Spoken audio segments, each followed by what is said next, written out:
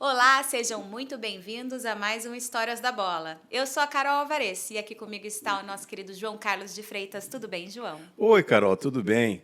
Depois de um recesso merecido que todos nós tivemos, Pois é, tivemos aí um hiato nas é gravações. um hiato, estamos de volta aí e vamos relembrar, né? Vamos. Você chegou até de cabelo novo, eu reparei. Pois é, se você vê como é que são as coisas, como as coisas mudam. Tá jovem, Quer dizer, tá eu não sei, eu moderno. não sei se eu vou poder chamar de cabelo, é uma pequena cobertura com um telhado bastante avariado, né? É, fruto dos dias, fruto dos 70 Tá anos. ótimo, tá estiloso.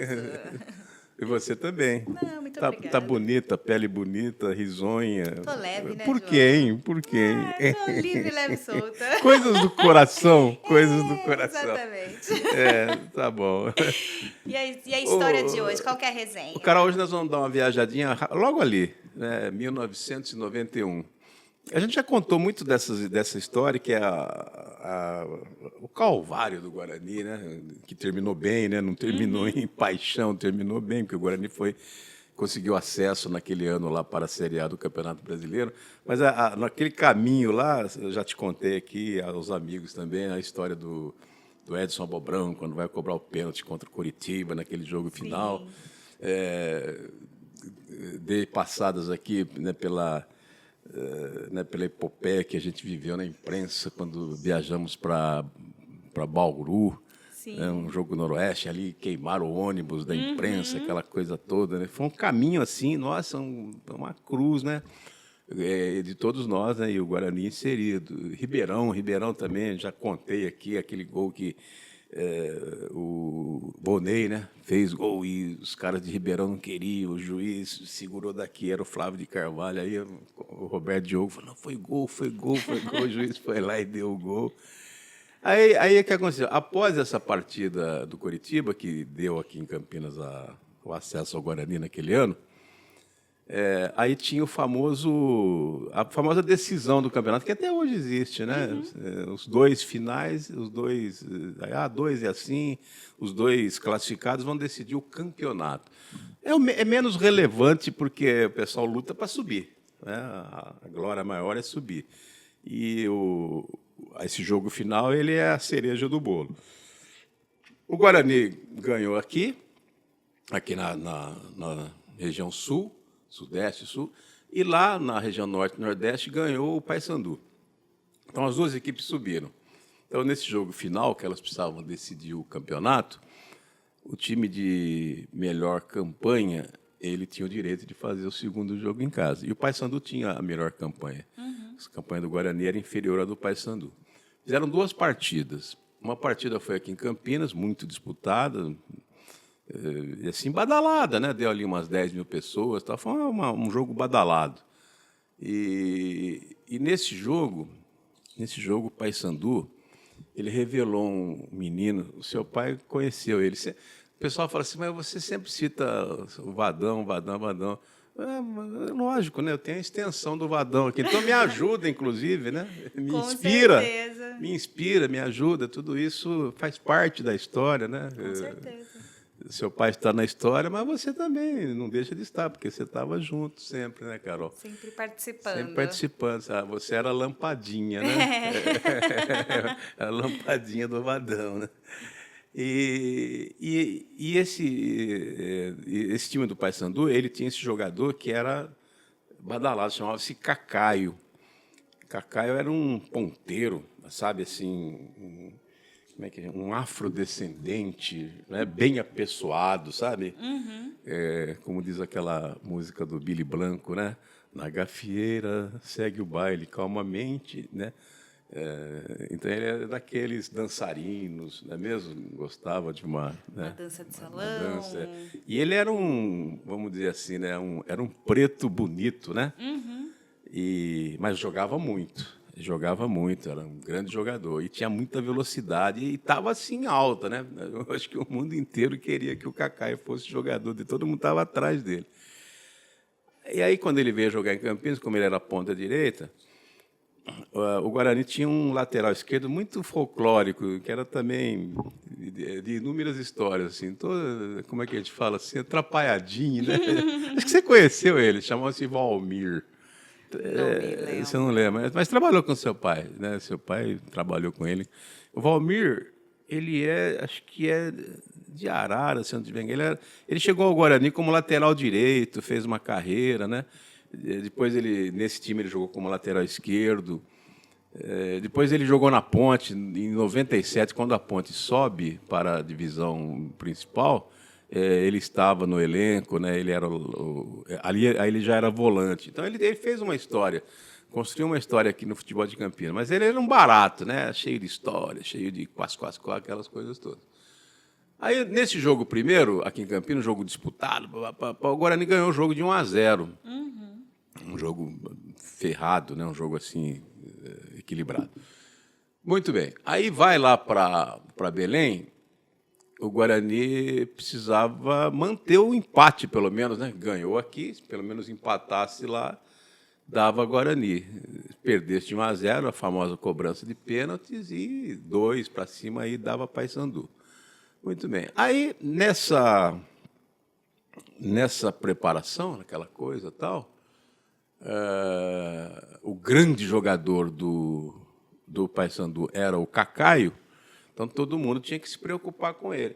E no primeiro jogo, o Valmir marcou o Cacaio aqui em Campinas e foi bem. Marcou direitinho, o Cacaio não teve assim, muitas oportunidades. Lá no jogo, o Pepe, seu Pepe, que era o treinador, com os cuidados que o Cacaio merecia, ele treinou o Valmir, né, com aquela atenção e tal, e sempre, no final dos treinos, ele construiu uma frase que ele sempre dizia ao Valmir: Valmir, seguinte, com o Cacaio você não pode piscar, hein? Não pode piscar. E o Valmir era meio gago, assim, e ele tinha mesmo assim, umas cacoetes, assim, né? E seu Pepe usava aquilo para poder emitir a mensagem, né? E a semana inteira, treinando e ouvindo: Cacaio, olha, Valmir, você não pode piscar, né? Marcar o Cacaio, não pode piscar. Era esse o bordão que o cara ouviu a semana inteira, você imagina. Muito bem, aí vai daqui, vai dali, chega o dia do jogo, né? Decisão, e foi lá no Mangueirão, lotado, né? Como sempre, lá em Belém, no Pará, o pessoal vai mesmo, né? Tanto o Remo quanto o Paysandu. Então, lotou o campo, tal, aquele jogo ferrado, e começa o jogo. Primeiro tempo, 0-0. Então, o Guarani estava levando, né? 0-0, né? Estava levando o título. Na verdade, é assim, viu, Carol? O Guarani, que era o Betuzino presidente, não que não quisesse, não desse. Mas o importante tinha sido que foi o acesso, né? Claro. E o campeonato era assim, a festa final. Mas quem que não quer um campeonato, né? Com certeza. Você passa para a história, né? Campeão da Série B, que seja, enfim. Então, estava indo bem, 0-0, o Guarani estava levando. Aí vem o segundo tempo e o jogo vai daqui, vai dali, pá. Aí, de repente, menino, o danado do Cacaio pega uma bola e, sabe, imprimiu aquela velocidade. Ele estava com um pouco de campo, porque como ele era atacante de velocidade, e você sabe disso também, né, pelos seus conhecimentos táticos, né? Sim. O jogador de velocidade, ele precisa de espaço, né? O jogador que tem muita velocidade, se você marcar atrás, você tira o espaço dele, quer dizer, a velocidade dele, ela vai sucumbir, né? Certo. Então, se você der o espaço, né, se você marcar um pouco alto, tal, ele tem aquele correr aí, é um perigo. E nessas e outras, acho que o Guarani se entusiasmou um pouquinho, saiu para atacar, deixou aquele espaço e o Cacaio pegou. E numa dessa, o Valmir estava ali colado, né? Só que, nossa senhora, ele deu um tapa na bola, deixou o Valmir. Só faltou falar tchau pro Valmir e mandar um beijo aí. Aí saiu na cara do gol e pá! 1-0 para o Guarani. E o seu Pepe, né? Puto da vida, ela falou, o Valmir, né? Quer dizer, o seu Pepe queria que ele colasse, né? Claro, não dá o espaço mesmo. Não dá, o beabá que os treinadores pedem, que você deve ter ouvido tanto isso aí, né? Ao longo da sua existência. E, enfim, saiu o primeiro gol, né, do Paysandu. Mas assim mesmo ainda dava para levar para os pênaltis, etc., que teria uma chance. Aí, quase no final do jogo, menino, uma bola lá, um tal de Dadinho, que era o meia, bom meia, num impedimento, que naquela época não tinha VAR, essas coisas, não existia, né? Aí o campo lotado, ele faz o gol, o juiz dá o gol. Mas não teve jeito, 2-0. Ficou os dois mesmo. Conclusão, Paysandu campeão. Aquela farra, aquela festa lá no norte, etc. E tal. Guarani saíram de cabeça baixa, os jogadores saíram. Seu Pepe, né, enfurecido, pistola enfurecido com o Valmir. Primeiro, nem foi atrás de juiz para reclamar de impedimento, nada disso. Correu no Valmir, seu Pepe. Valmir, caramba, Valmir, eu falei para você a semana inteira, Valmir. Falei para você marcar direitinho. Valmir, eu falei para você não piscar, Valmir. Caramba, o que aconteceu, Valmir? Valmir, querido. Seu Pepe, eu pisquei. Bom, foi sincero, né? Fez a única coisa que não poderia ter feito. Mas porque a cena final é muito, sabe? Ele abaixa a cabeça, seu Pepe, mas, Valmir, o que aconteceu, Valmir? Seu Pepe, eu pisquei.